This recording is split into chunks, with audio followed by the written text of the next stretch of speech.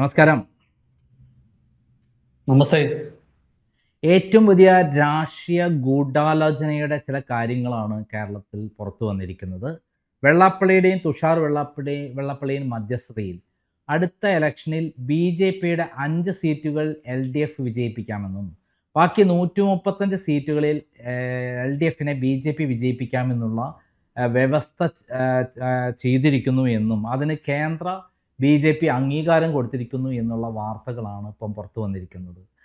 ഇത് എത്രമാത്രം ശരിയാണ്? ഇപ്പോൾ വന്നിട്ടുള്ള സ്ഥാനാർത്ഥികളുടെ ഒക്കെ ദുർബലരായ ബി.ജെ.പി സ്ഥാനാർത്ഥികൾ എന്നൊക്കെയാണ് പറയുന്നത്. അതേപോലെ ബി.ഡി.ജെ സ്ഥാനാർത്ഥികൾ ദുർബലരാണ്. അതുപോലെ 2020 വാരിക്കോരി സീറ്റുകൾ കൊടുത്തിരിക്കുന്നു എന്നുള്ളതാണ് പുറത്തു വന്നിരിക്കുന്നത്. ഇത് എത്രമാത്രം ബി.ജെ.പി ഗുണമാകും? ഇത് എത്രമാത്രം എൽ.ഡി.എഫിന് ഗുണമാകും? എത്രമാത്രം യു.ഡി.എഫിന് അത് ദോഷം ചെയ്യും? ഇങ്ങനെ ഒരു വാർത്ത വിശ്വസിക്കാൻ ചില ന്യായങ്ങളുണ്ട് എന്നാണ് എനിക്ക് തോന്നുന്നത്. ഇപ്പൊ ഉദാഹരണത്തിന് 2020 ലഭിച്ച പല സീറ്റുകളും ബി.ജെ.പിക്ക് വേണമെങ്കിൽ വിജയിക്കാവുന്ന എ ക്ലാസ് സീറ്റുകൾ പോലും 2020 കൊടുക്കുകയും അവിടെ ഒക്കെ തന്നെ ബുദ്ധിയില്ലാത്ത രീതിയിൽ സ്ഥാനാർത്ഥികളെ 2020 പ്രഖ്യാപിച്ചിട്ട് ഇപ്പം തൃപ്പൂണിത്തുറയുടെ കാര്യം എടുക്കുക.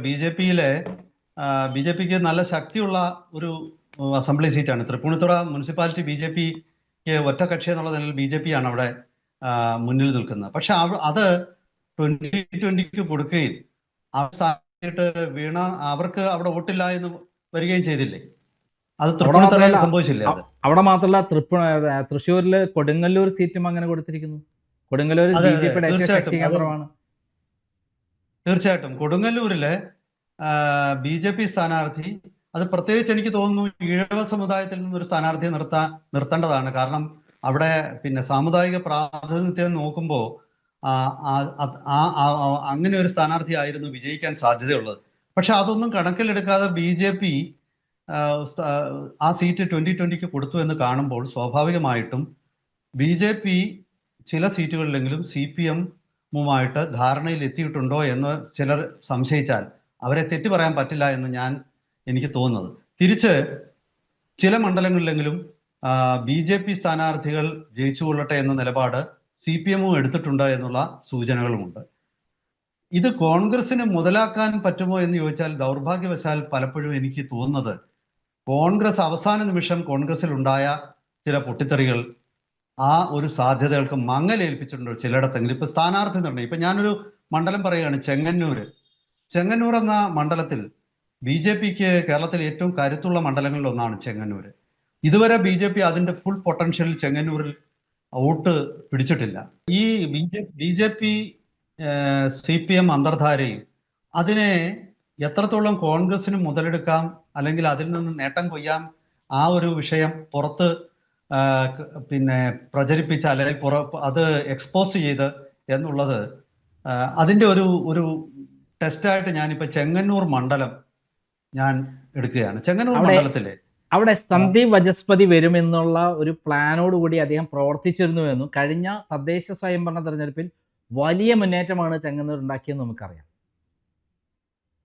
തീർച്ചയായിട്ടും സന്ദീപ് വചസ്പതി ആയിരുന്നു അവിടെ സ്ഥാനാർത്ഥിയായിട്ട് വരേണ്ടിയിരുന്നത് എന്നാണ് പലപ്പോഴും പല ആൾക്കാരും വാർത്തകളിൽ നിന്നും അതുപോലെ രാഷ്ട്രീയ നിരീക്ഷകരും ഒക്കെ ചിന്തിച്ചിരുന്നു. പാർട്ടി പ്രവർത്തകരും അങ്ങനെ തന്നെ ചിന്തിച്ചു എന്നാണ്.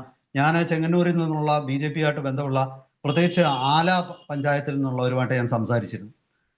പക്ഷേ ഒടുവിൽ സ്ഥാനാർത്ഥി നിർണയം വന്നപ്പോൾ പഴയ ബി.ജെ.പിയുടെ ആലപ്പുഴ ജില്ലാ പ്രസിഡന്റ് എന്ന ഗോപകുമാർ ഈ കഴിഞ്ഞ തദ്ദേശ സ്വയംഭരണ തെരഞ്ഞെടുപ്പിൽ ആ ബ്ലോക്ക് പഞ്ചായത്തിൽ നിന്നും മത്സരിച്ച് പരാജയപ്പെട്ടു. 600 വോട്ടിന് പരാജയപ്പെട്ട വ്യക്തിയാണ്. അദ്ദേഹത്തിന് അത്ര വലിയ സ്വാധീനമൊന്നും അവിടെ ഇല്ല. ആ ഗോപകുമാറിനെ സ്ഥാനാർത്ഥിയാക്കിയതിലൂടെ സജി ചെറിയാന് വാതിൽ തുറന്നു കൊടുക്കുകയാണ്. സജി ചെറിയാന് വിജയിക്കാനുള്ള ഒരു അവസരം ഒരുക്കുകയാണ് അവിടെ ബി.ജെ.പി ചെയ്തത് എന്നുള്ള ഒരു പരാതി RSS ബി.ജെ.പി പ്രവർത്തകരുടെ ഇടയിൽ തന്നെ ഉണ്ട്. പക്ഷെ അവിടെ പോലും ഞാൻ കാണുന്നത് ദൗർഭാഗ്യവശാൽ അവിടെയും കോൺഗ്രസിന് വേണ്ട രീതിയിൽ അത് ഉപയോഗിക്കാൻ പറ്റുമോ എന്ന് എനിക്ക് സംശയമാണ്. കാരണം അവിടെ വന്നിരിക്കുന്ന കോൺഗ്രസ് സ്ഥാനാർത്ഥി അബി കുര്യാക്കോസ് വളരെ സ്ട്രോങ് ആയ അവിടുത്തെ ഒരു സ്ഥാനാർത്ഥിയാണ്. അല്ല, എനിക്ക് അദ്ദേഹത്തിനെ അറിയാം, വർഷങ്ങളായിട്ട് എനിക്കറിയാം. DCC സെക്രട്ടറി ഒക്കെ ആയിട്ടിരുന്ന ആളാണ്. ഒരു വട്ടം നിന്ന് തോറ്റ ആളുമാണ്. പക്ഷെ ദൗർഭാഗ്യവശാൽ എന്റെ വിലയിരുത്തൽ ആ മണ്ഡലത്തിലെ ആദ്യം ബാബു പ്രസാദിനെ സ്ഥാനാർത്ഥിയാക്കി നിർത്തും എന്നുള്ളൊരു സൂചനകൾ കൊടുത്തു. പിന്നീട് വേറെ പേര് വന്നു, പിന്നെ എബിയുടെ പേര് വീണ്ടും വന്നു. എബി പഴയ ഒരു കോൺഗ്രസ് നേതാവാണ്, ഇല്ലെന്നൊന്നും ഞാൻ പറയുന്നില്ല. പക്ഷേ ഇവിടെ ഈ ഒരു കടുത്ത മത്സരത്തിൽ രണ്ട് ക്രിസ്ത്യൻ സ്ഥാനാർത്ഥികൾ, പ്രത്യേകിച്ച് ഓർത്തഡോക്സ് സഭയുമായിട്ട് ബന്ധപ്പെട്ട രണ്ട് സ്ഥാനാർത്ഥികൾ നിൽക്കുമ്പോൾ സ്വാഭാവികമായിട്ടും ഒരുപാട് പേര് എന്നാ പിന്നെ സജി ആയിക്കൂടെ എന്ന് ചിന്തിക്കാനുള്ള ഒരു സാധ്യത അവിടെ ഉണ്ട്. സജിക്ക് ഈ പറയുന്ന മണ്ഡലത്തിലെ പല ആൾക്കാരുമായിട്ടും എനിക്ക് വ്യക്തിപരമായിട്ട് അദ്ദേഹത്തിനോട് യാതൊരു താല്പര്യവുമില്ല. പക്ഷേ വസ്തുത എന്ന് പറയുന്നത് മണ്ഡലത്തിൽ വലിയ നെറ്റ്വർക്കും വലിയ ഒരു ധനശേഷി ഉപയോഗിച്ച് അവിടെ കാര്യങ്ങൾ ചെയ്യുകയും ചെയ്യുന്ന സജി യഥാർത്ഥത്തിൽ ഒരു ഹിന്ദു സ്ഥാനാർത്ഥിയായിരുന്നു കോൺഗ്രസിന് അവിടെ പ്രയോജനം ചെയ്യുക എന്നാണ് എനിക്ക് ഇപ്പോഴത്തെ ഒരു ഇലക്ഷന്റെ ഒരു നിരീക്ഷണം വെച്ച് ഞാൻ നോക്കുന്നത്. കാരണം RSSന്റെയും BJPയുടെയും ഇടയിലുള്ള അസംതൃപ്തി മുതലാക്കാൻ വേണ്ടിയിട്ട് എബിക്ക് കഴിയും എന്ന് എനിക്ക് തോന്നുന്നില്ല. ഇതാണ് എൻ്റെ വിലയിരുത്തൽ. കാരണം ഈ മണ്ഡലത്തിൽ രണ്ട് ക്രിസ്ത്യൻ സ്ഥാനാർത്ഥികൾ തമ്മിൽ ഏറ്റുമുട്ടുമ്പോൾ ഒരേ വോട്ട് ബാങ്കിൽ നിന്നും വിള്ളലാണ്.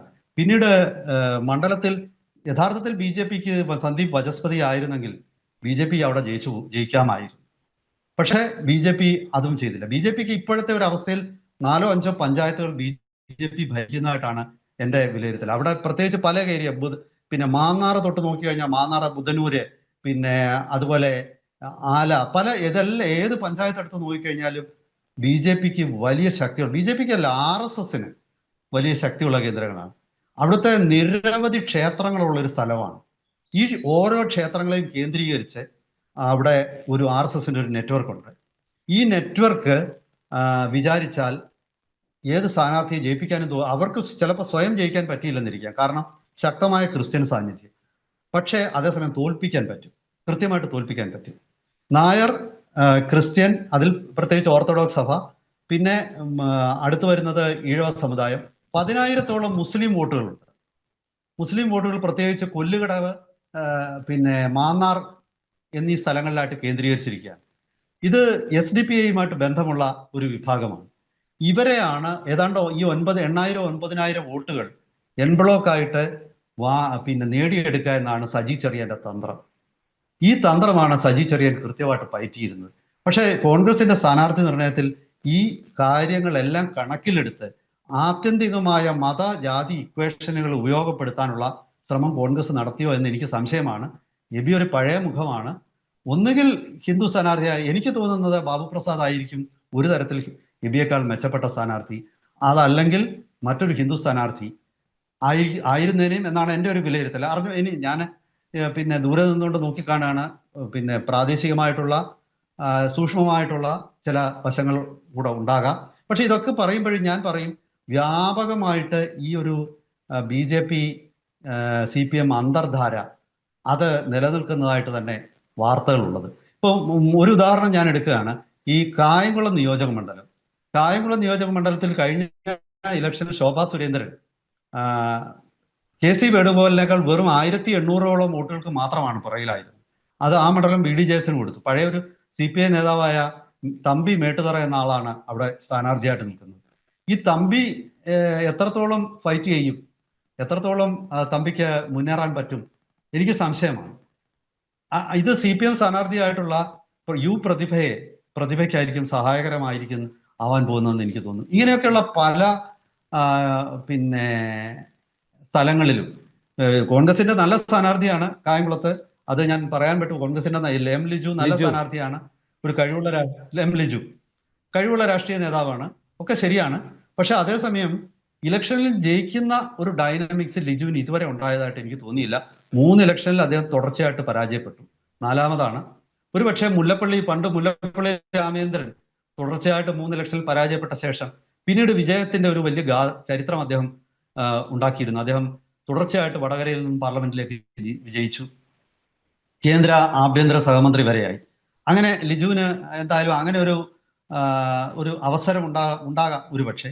അദ്ദേഹത്തിന്റെ യഥാർത്ഥ കഴിവുകൾ വോട്ടർമാർ തിരിച്ചറിഞ്ഞാൽ. പക്ഷേ ഇതൊക്കെ നമ്മൾ പറയുമ്പോഴും ഈ അന്തർധാര പ്രവർത്തിച്ചാൽ കോൺഗ്രസിന്റെ ഏത് സ്ഥാനാർത്ഥിക്കും ബുദ്ധിമുട്ടുണ്ടാകും. കാരണം BJPക്ക് ഞാൻ വിലയിരുത്തുന്നത് കേരളത്തിലെ 80-ലധികം സീറ്റുകളിൽ BJPക്ക് 15,000-ഓ അതിലധികമോ വോട്ടുകൾ. ഇതെല്ലാം RSSകാരുടെ വോട്ടാണെന്നൊന്നും ഞാൻ കരുതുന്നില്ല. പക്ഷേ ഒരു ഇതിലൊരു പകുതി പല മണ്ഡലങ്ങളിലും RSSലെയും പരിവാർ സംഘടനകളിലെ ആൾക്കാരുടെ വോട്ടാണ്. ഈ വോട്ടുകൾ കൃത്യമായിട്ട് RSSോ BJPയോ CPMലേക്ക് മാറ്റിയാൽ, അത് ഒരു 15 മണ്ഡലങ്ങളിലെങ്കിലും മാറ്റിയാൽ കേരളത്തിലെ ഇലക്ഷനെ അട്ടിമറിക്കാൻ പറ്റും ജനഹിതം. യഥാർത്ഥത്തിൽ എൻ്റെ വിലയിരുത്തലിൽ RSSലെ ഒരു വലിയ വിഭാഗം ആൾക്കാർക്ക് അത്തരം ഒരു ഗൂഢാലോചനയോട് അല്ലെങ്കിൽ അത്തരം ഒരു അന്തർധാരയോട് അവർക്ക് വിയോജിപ്പുണ്ട്. കാരണം ഒരുപാട് RSSകാർ എന്നോട് പറഞ്ഞിട്ടുണ്ട്, അതായത് ശരിക്കും ഈ ഹിന്ദു ആശയങ്ങളോട് വിഘടിച്ചു നിൽക്കുന്ന ഹിന്ദു നാമധാരികളാണ് യഥാർത്ഥത്തിൽ അന്യമതസ്ഥരെക്കാളും അല്ലെങ്കിൽ തീവ്രവാദികളെക്കാൾ ഹിന്ദു സമുദായത്തിന് ദോഷം ചെയ്യുക എന്നുള്ള വിലയിരുത്തലുള്ളവരാണ് അവർ. അപ്പം ഹിന്ദു നാമധാരി ആൾക്കാർ, അതായത് ഇംഗ്ലീഷിൽ അതിന് പറഞ്ഞാൽ ബൈ ഐഡന്റിറ്റി, ഈ രണ്ട് പിന്നെ എന്താണ് കോൺഷ്യസ്നെസ്, അങ്ങനെ രണ്ട് ബോധതലത്തിൽ അവർ ഹിന്ദു അല്ല, അവരുടെ പേരിൽ ഐഡന്റിറ്റിയിൽ അവർ ഹിന്ദുവാണ്. അത്തരം ആൾക്കാർ ആണ് CPMലാണുള്ളത്. അപ്പൊ CPMനോട് BJP സഹകരിക്കുന്നത് BJPക്കും RSSനും ആത്മഹത്യാപരമാണ് എന്ന് വിശ്വസിക്കുന്ന RSS അനുഭാവികൾ ധാരാളമുണ്ട്, RSS പ്രവർത്തകരുണ്ട്. അവര് ഈ ഒരു അന്തർധാരയിലേക്ക് അനുസരിച്ച് വോട്ട് ചെയ്യുമോ എന്നുള്ളതാണ് ഈ റിസൾട്ടിൽ നമ്മൾ കാണേണ്ടത്. ഒരുപക്ഷെ ഞാനീ പറഞ്ഞ ഐഡന്റിറ്റിയും കോൺഷ്യസ്നെസ്സും എന്ന് പറയുന്ന രണ്ട് ഘടകങ്ങളെ എടുത്തിട്ട് ആ കോൺഷ്യസ്നെസ് ഇല്ലാത്ത ഐഡന്റിറ്റി മാത്രമുള്ള CPM സ്ഥാനാർത്ഥികൾക്ക് വോട്ട് ചെയ്യുന്നത് തെറ്റാണ് എന്ന് അവർ ചിന്തിക്കുകയാണെങ്കിൽ ഈ അന്തർധാര പരാജയപ്പെടുകയും അത് UDFന് സഹായകരമാവുകയും UDF ഇലക്ഷനിൽ വിജയിക്കുകയും ചെയ്യും എന്നെനിക്ക് തോന്നുന്നു. കാരണം പലയിടത്തും ചിലപ്പോഴെങ്കിലും കോൺഗ്രസിന് വോട്ട് ചെയ്യുന്നതാണ് CPM അധികാരത്തിൽ വരുന്നതിനേക്കാൾ ഭേദം എന്ന് വിശ്വസിക്കുന്ന BJP RSS അനുഭാവികൾ ധാരാളമുണ്ട്. അങ്ങനെ ഒരു അന്തർധാര അവർ തിരിച്ചറിയുകയാണെങ്കിൽ അതിലുപരി ഭരണവിരുദ്ധ വികാരം, കാരണം ഈ പിണറായി സർക്കാർ മാറണം, ഈ കൊള്ള തട്ടിപ്പും ശബരിമല കൊള്ളയൊക്കെ ചെയ്ത പിണറായി വിജയൻ മാറണം എന്നുള്ള ഒരു ചിന്താഗതിയാണ് സാധാരണ BJP പ്രവർത്തകരിൽ അടക്കമുള്ളതെന്നാണ് ഞാൻ മനസ്സിലാക്കുന്നത്. തീർച്ചയായിട്ടും. കാരണം ഈ സർക്കാരിനെ ഇനി സഹിക്കാൻ പറ്റാത്ത ലക്ഷക്കണക്കിന് ആൾക്കാർ കേരളത്തിലുണ്ട്. കാരണം അതിന്റെ ദുരിത ഫലങ്ങൾ അവരെ പലരും അനുഭവിക്കുകയാണ്. ഈ ക്രമസമാധാന തകർച്ച എത്ര ഭീകരമാണ്, അത് ചർച്ച ചെയ്യപ്പെടാതെ പോയി എന്നുള്ളത് ഞെട്ടിപ്പിക്കുന്ന ഒരു കാര്യമാണ്. ഈ കഴിഞ്ഞ കുറച്ച് ദിവസം മുമ്പ് കരുനാഗപ്പള്ളിയിൽ ഒരു ഗുണ്ടാ നേതാവ് കൊല്ലപ്പെട്ടു. ഗുണ്ടാ നേതാവെന്ന പറയുന്നു, അയാൾ കൊല്ലപ്പെട്ടു. 2 ഗുണ്ടാ സംഘങ്ങൾ തമ്മിൽ ഉള്ള ഏറ്റുമുട്ടലായിരുന്നു എന്ന് പറയുന്നു. എന്തൊക്കെയോ എനിക്ക് അതിന്റെ പൂർണ്ണ രൂപത്തിലൊന്നും മനസ്സിലാവുന്നില്ല. പോലീസ് സ്റ്റേഷനിൽ പോയി ഒപ്പിട്ട് വരുന്ന ഒരാള് തിരിച്ച് വീട്ടിലെത്തുന്നതിന് മുമ്പ് ആക്രമിക്കപ്പെടുമെങ്കിൽ തീർച്ചയായിട്ടും പോലീസിൽ തന്നെ ഈ വിഷയം ഇൻഫർമേഷൻ കൊടുത്ത ആൾക്കാരുണ്ടായിരിക്കും എന്നുള്ള ഒരു സംശയം, അതിന് വാലിഡിറ്റി ഉണ്ട്. അപ്പൊ സ്വാഭാവികമായിട്ടും ഞാൻ ചിന്തിക്കുന്നത് ഈ ക്രമസമാധാനം സംസ്ഥാനത്ത് പൂർണ്ണമായിട്ടും തകർന്നിരിക്കുകയാണ്. പിണറായി വിജയൻ നേരിട്ട് കൈകാര്യം ചെയ്യുന്ന വകുപ്പാണ്. അതുപോലെ തന്നെ പിന്നെ പല മേഖലകളിലും എന്ത് വികസനമാണ് ഉണ്ടായത്. ഇവരൊക്കെ ആവശ്യമില്ലാത്ത കാര്യങ്ങൾ പറഞ്ഞ് അതൊക്കെ പിണറായിയുടെ നേട്ടമാണെന്ന് പറയും. ഇപ്പൊ ഉദാഹരണത്തിന് കറണ്ട് കിട്ടുന്നു, അല്ലെങ്കിൽ ഈ കേരളം 70% കറണ്ട് കേന്ദ്ര പൂളിൽ നിന്നും മറ്റു സംസ്ഥാനങ്ങളിൽ നിന്നും വലിയ വില കൊടുത്ത് വാങ്ങിക്കുകയാണ്. അങ്ങനെയുള്ളൊരു സംസ്ഥാനമാണ്. കേരളത്തിൽ ഏതെങ്കിലും ഒരു പുതിയ പിന്നെ വൈദ്യുതി ഉൽപാദന പദ്ധതി ഈ കഴിഞ്ഞ 15 വർഷത്തിനുള്ളിൽ ഉണ്ടായിട്ടുണ്ട്? എനിക്ക് പറയാൻ പറ്റുന്നില്ല. ആകെ ഉണ്ടായിരുന്നത് പഴയ സർക്കാരുകളുടെ കാലത്ത് തന്നെ കേരളത്തിൽ പിന്നെ അതായത് നിർമ്മാണം തുടങ്ങിയ വിഴിഞ്ഞം പോർട്ട് ഇപ്പൊ പ്രവർത്തനക്ഷമമായി എന്നുള്ളത് മാത്രമാണ്. അതിന്റെ ക്രെഡിറ്റ് അങ്ങനെ ഒരു വ്യക്തിക്ക് മാത്രമൊന്നുമല്ല. പിന്നെ ഹൈവേയുടെ നിർമ്മാണം എത്രയോ പതിറ്റാണ്ടുകൾക്ക് മുമ്പ് നടക്കേണ്ടതായിരുന്നു. ആ ഹൈവേ നിർമ്മാണം അതൊക്കെ ഏതാണ്ട് എന്തെങ്കിലും നേട്ടം. അടിസ്ഥാന സൗകര്യം ഇപ്പം പിന്നെ നമുക്ക് മക്കളുണ്ടെങ്കിൽ അവർക്ക് രാവിലെ ഉച്ചയ്ക്ക് രാത്രിയിൽ ഞാൻ ഭക്ഷണം കൊടുത്തു എന്ന് പറയുന്നത് ഒരച്ഛൻ്റെ പിന്നെ നേട്ടമാണ്. അത് നമ്മുടെ ദൈനംദിന ഉത്തരവാദിത്വമാണ്. അവരെ പിന്നെ ഈ ഉത്തരവാദിത്തങ്ങൾ ഒരു സർക്കാരിന് എന്ത് നേട്ടമാണ് പറയുന്നത്? സർക്കാരിന്റെ ദൈനംദിന കാര്യങ്ങൾ ചെയ്തു എന്നുള്ളത്, സർക്കാർ ഉദ്യോഗസ്ഥന്മാർക്ക് ശമ്പളം കൊടുത്തു, KSRTC ബസ് ഓടിച്ചു, പിന്നെ വീടുകളിലൊക്കെ കറണ്ട് വന്നു എന്നൊക്കെ പറയുന്നത് ഒരർത്ഥവുമില്ലാത്ത, ഒരു വികസന പ്രവർത്തനവും നടത്താത്ത, അതായത് CPI നേതാവായ C ദിവാകരൻ മുൻ മന്ത്രി തന്നെ പറഞ്ഞു, കേരളത്തിൽ ഒരു ചുക്കും ചുണ്ണാമ്പും ഇല്ല എന്ന് പറഞ്ഞു. മാനുഫാക്ചറിങ് മേഖലയിൽ അടിസ്ഥാന ഒരു ബേസ് ഇല്ല എന്ന് പറഞ്ഞു. വിവരമുള്ള എല്ലാ ആൾക്കാരും ഇത് പറയുന്നുണ്ട്. എന്തായാലും ശരി, സമൂഹത്തിൽ വലിയ അതൃപ്തിയാണുള്ളത്. എനിക്ക് തോന്നുന്ന ഈ സമൂഹത്തിന്റെ വികാരത്തെ അട്ടിമറിക്കാൻ ആര് ശ്രമിച്ചാലും അത് നടക്കുമെന്ന് എനിക്ക് തോന്നുന്നില്ല. മാത്രവുമല്ല, ജനം അത് തിരിച്ചറിയും. ആ രീതിയിൽ ജനം പ്രതികരിക്കും. ദേശീയ തലത്തിൽ മോദിയെ അംഗീകരിക്കുന്ന ഒരുപാട് ആൾക്കാരും കേരളത്തിൽ പിണറായി വിജയൻ തുടരണമെന്ന് ആഗ്രഹിക്കുന്നില്ല. അത് 100% ഇലക്ഷൻ കഴിയുമ്പോൾ വ്യക്തമാകുമെന്ന് തന്നെയാണ് എൻ്റെ ഒരു വിലയിരുത്തൽ. പക്ഷെ ദൗർഭാഗ്യവശാൽ കോൺഗ്രസ് പഠിക്കലെത്തിയിട്ട് കലമുടക്കുക എന്നുള്ള ഒരു പരിപാടി കോൺഗ്രസിലെ ചില നേതാക്കന്മാരെങ്കിലും അതിന് ശ്രമിച്ചു. അത് ഇവിടെ ഇല്ലായിരുന്നെങ്കിൽ ആ വിജയം ഉണ്ടാകും എന്ന് ഉറപ്പാക്കാമായിരുന്നു. ഇനിയിപ്പോ ഒരുപാട് കാര്യങ്ങളെ ആശ്രയിച്ചിരിക്കുന്നു. വരും ദിവസങ്ങളിൽ എത്രമാത്രം ഈ പുതിയ രാഷ്ട്രീയ സ്ഥിതി മുതലെടുക്കാൻ UDF-ന് കഴിയും എന്നതിനെ ആശ്രയിച്ചിരിക്കും അവരുടെ വിജയം എന്നാണ് എനിക്ക് തോന്നുന്നത്. Okay, okay, thank you.